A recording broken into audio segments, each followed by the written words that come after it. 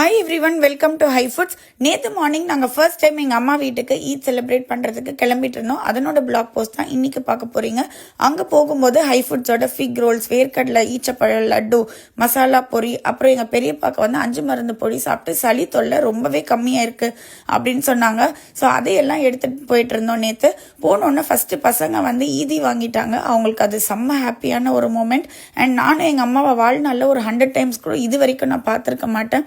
So அம்மா sister எல்லாருக்கும் முலாக்கத் பண்ணிவிட்டு லஞ்சுக்கு வந்து எதுவும் செய்ய வேணாம் அப்படின்னு சொன்னோம். அவங்க வீட்டுக்கும் நிறைய கெஸ்ட்ஸ்லாம் வந்திருந்தாங்க விஷ் பண்ணுறதுக்கு. ஏன்னா கிராண்ட் ஃபாதர் இறந்துட்டதுனால ரொம்ப ஒரு சேடான மொமெண்ட்டில் இருந்தாங்க. அதனால வெட்டிங் பிரியாணிலேருந்து தான் பிரியாணி ஆர்டர் பண்ணியிருந்தேன்.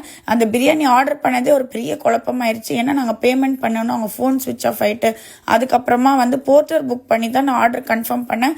டைமுக்கான 11:30க்கெலாம் கால் பண்ணி அவங்க வந்து எங்களை போர்ட்டர் புக் பண்ண சொல்லிட்டாங்க. அது எல்லாமே ரொம்ப நல்லா தான் இருந்தது. ஆனால் இந்த டப்பாவை வந்து சூடான பிரியாணி ஏர் டைட்டாக போட்டிருக்காங்க. ஆன்லைன்லன்னா நம்ம ஆர்டர் பண்ணால் பிரியாணியை சாப்பிட்றாங்க, கறி எடுத்துடுறாங்கன்னு சொன்ன கம்ப்ளைண்ட்காக தான். ஆனால் இதை சுத்தமாக திறக்கவே முடியலங்க. உண்மையிலேயே வந்து நாங்கள் ஒரு 1/2 hour ட்ரை பண்ணோம். என் பசங்க, அம்மா எல்லாரும் கத்தி வச்சு அறுக்குறாங்க, சிசரை வச்சு அறுக்குறாங்க. இந்த டப்பாவை சுத்தமாக ஃபைனலாக எங்கள் அம்மா வந்து அந்த பல்லால் கடிச்சு அந்த ஒரு சைடை வந்து இழுத்தக்கப்புறம் தான் இந்த பிரியாணியே ஓப்பன் ஆச்சு. உண்மையிலேயே நானாக இருந்தால் கண்டிப்பாக ஓப்பன் பண்ணியிருக்க மாட்டேன். எனக்கு அந்த அளவுக்கு ஸ்ட்ரென்த்து ஸ்டாமினாலாம் கிடையாது. பிரியாணி சொல்லணும்னா ரொம்ப நல்லா தான் இருந்தது. ஆனால் கறி வந்து அவங்க சொன்ன மாதிரி 16 துண்டு போட்டிருந்தாங்க 8 மெம்பர் பக்கெட்டில். சரி, ஏதோ அல்ஹம்துலில்லாஹ் டேஸ்ட் நல்லான்னு சாப்பிட்டுட்டு ஈவினிங் வந்து என்னுடைய கசின் பிரதரோட ஷாப்புக்கு போயிருந்தோம், கார்ஸ் அண்ட் டால்ஸுக்கு தான். ஏன்னா பசங்க எங்கேயாவது வெளியே போகலான்னு சொல்லிட்டு கிளம்பினோம். பட் ஹோல் சென்னை செம்ம டிராஃபிக்காக இருந்தது, எங்கேயுமே நகர முடியல. யூஸ்வலாக நாங்கள் இந்த ஹேம்லேஸ் அப்படின்ற ஷாப்பில் எக்ஸ்பிரஸ் அவனில் போய் இந்த மாதிரி விளையாடிட்டு வருவோம். இந்த டாய்ஸ் எல்லாம் வாங்கினா என்ன பிரச்சனை, 2 நாள்லேயே வந்து அது எங்கே இருக்குன்னே தெரியாது. அண்ட் எங்கே போனாலும் நம்ம பசங்க வந்து இந்த ஐஸ்கிரீம், பென்னு, பென்சில், நீங்கள் என்ன தான் வாங்கி கொடுத்தாலும் அந்த ஸ்டேஷ்னரி ஐட்டம்ஸ்க்கு மட்டும் கிரேஸ் அவங்களுக்கு போகவே மாட்டேங்குது. எந்த கடைக்கு போனாலும் ஸ்டேஷ்னரி ஐட்டம்ஸ்.